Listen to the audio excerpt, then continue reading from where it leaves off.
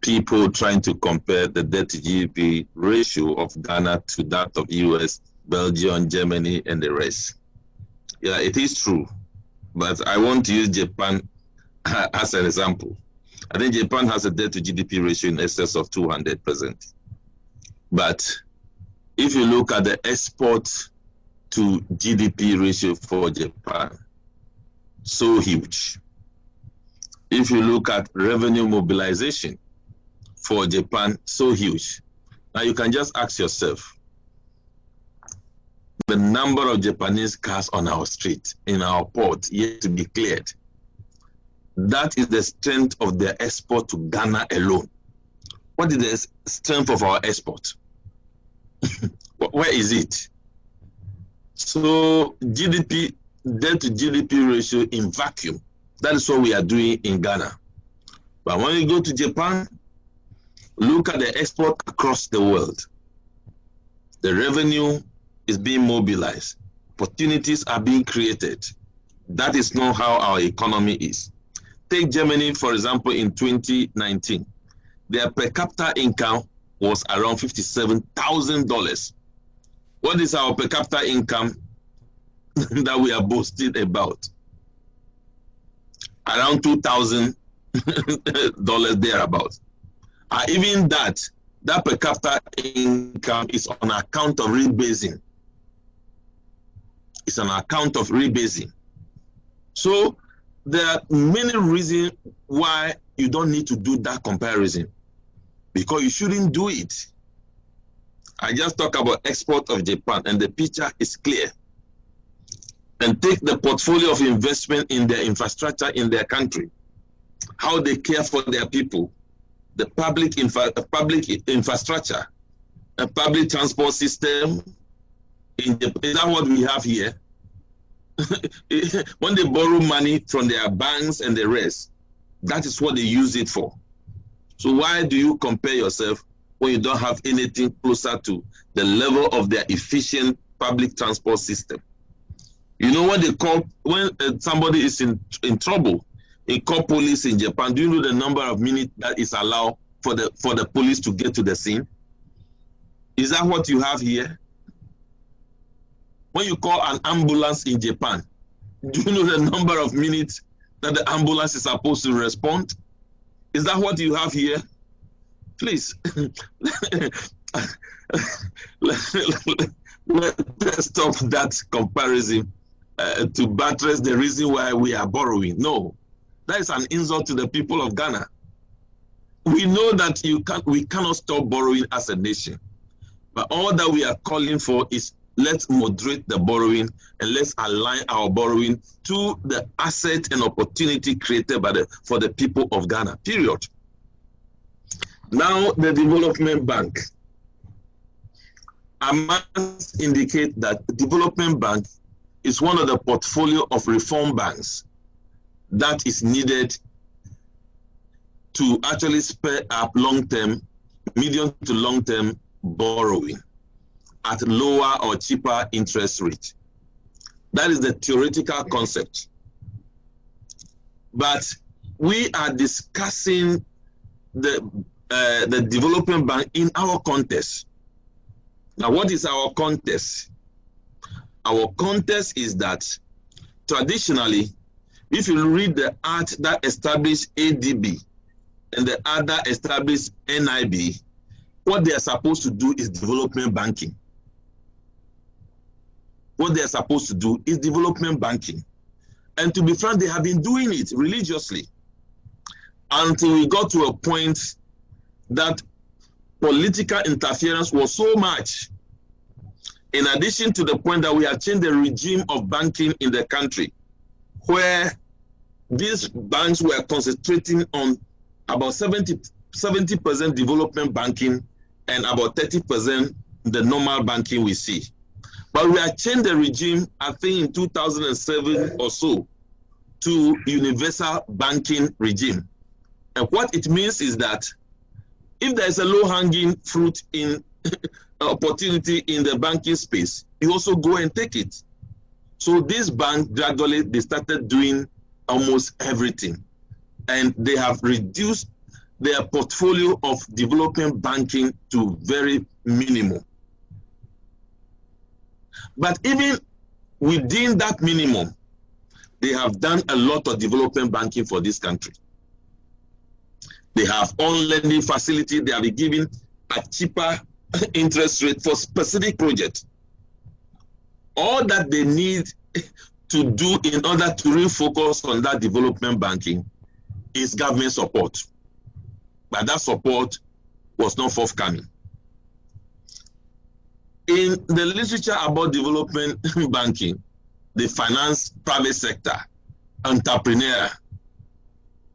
If the ADB that it does not qualify to do develop or strengthen to do development banking, how did the finance minister approve a 10 million Ghana cedis for Magdan to engage in entrepreneurial activities?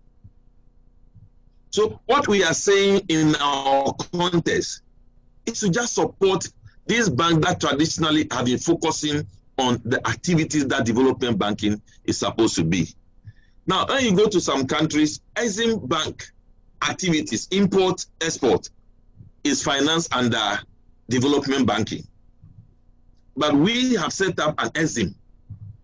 So it does not mean that focusing on development banking activities is actually zero in this country. It is not. All that we need is support. And I also need to indicate the finance ministry can come and deny if between 2017 up to 2019, they didn't bring a consultant into this country that look at ADB and NIB, either to merge them to establish a development bank proper. And at the end of the day, the consultant indicated that it is proper to focus on only NIB and transform it to, because their activity mimics very well development banking. That was done. So why the U10 all together that we are going to put up a fresh development bank? Then we are establishing this development bank in a banking regulatory space. Unless they want to say that a development bank is not a bank. Because at 930, clearly says that you cannot use a borrowed fund to establish a bank. You cannot use a borrowed fund to establish a bank. In fact, when they were calling for the recapitalization, if you were to use borrowed fund to capitalize a bank, most of the banks that were collapsed would have gone to borrow money to capitalize, but it was prohibited. And those banks were collapsed on account that they cannot go and borrow money to capitalize. So this is the context we need with this development bank. I heard some people say that there's difference between commercial bank and development bank. Yes, we know. We are aware of that.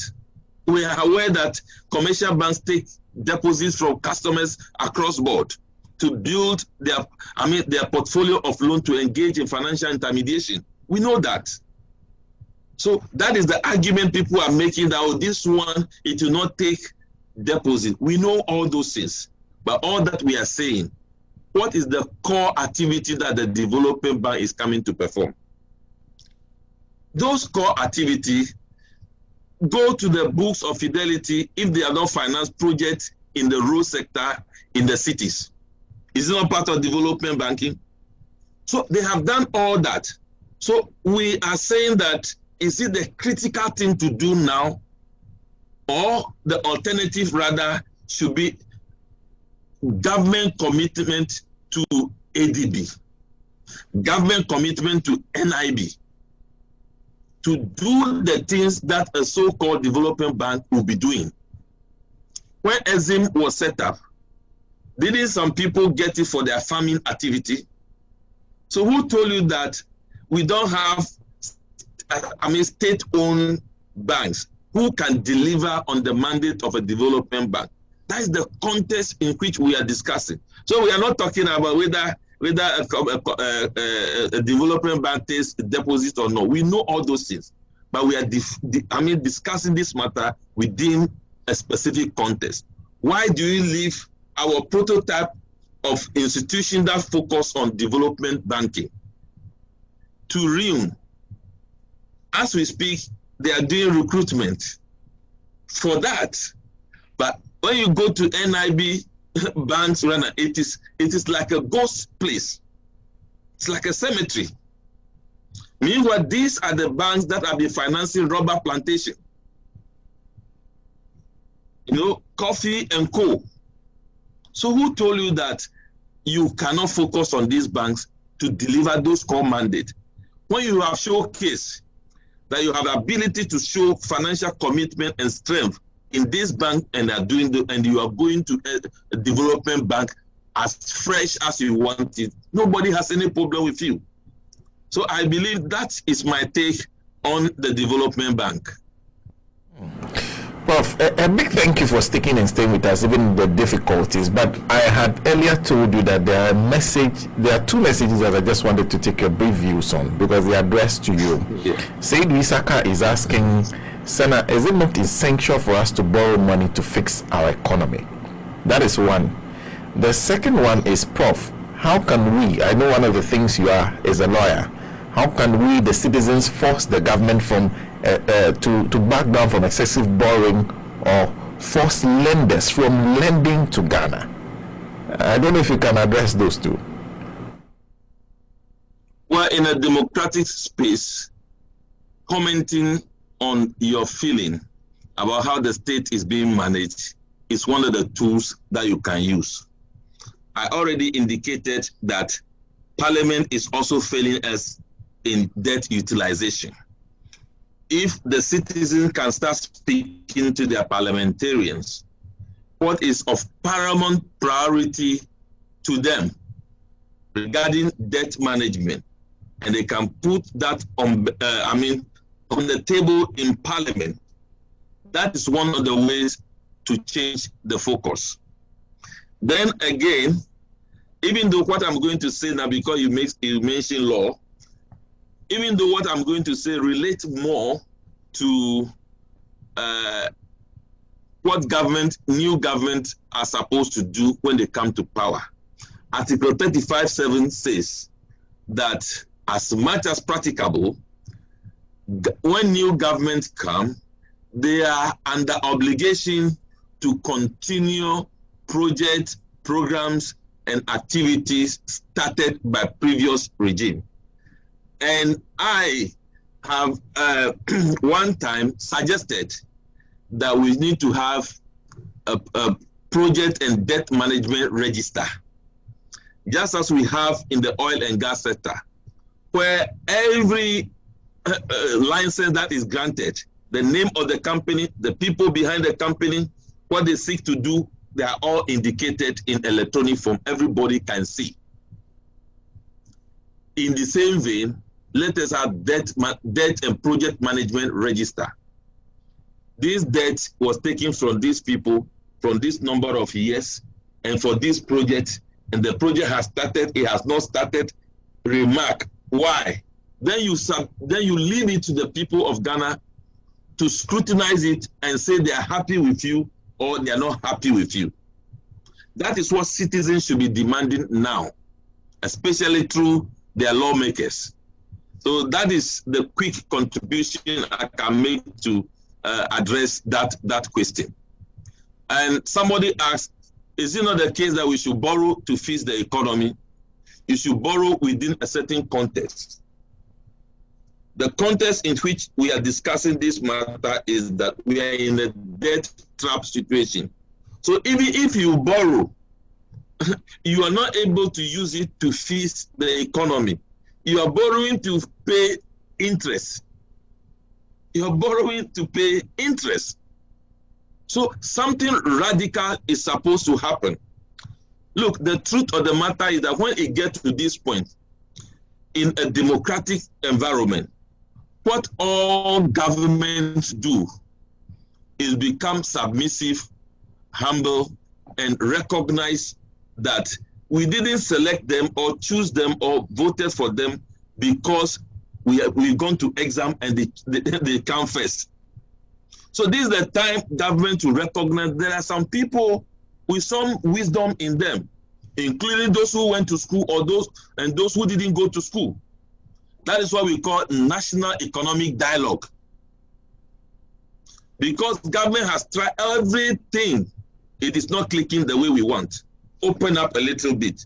You get some fresh air from people. We did it when our economy collapsed in the 80s. The refocusing of investment in the energy sector and other things that were done, like those buffer for the economy, etc., were as a result of engaging diverse group of people in Senchi, and which actually brought to the bear or to the table new suggestions and new approaches to doing things, and it worked. And today we are going back to say, look, it was good those investments were made. It was good those structures were put in place. So I think these are the suggestions that I can proffer for the one who asks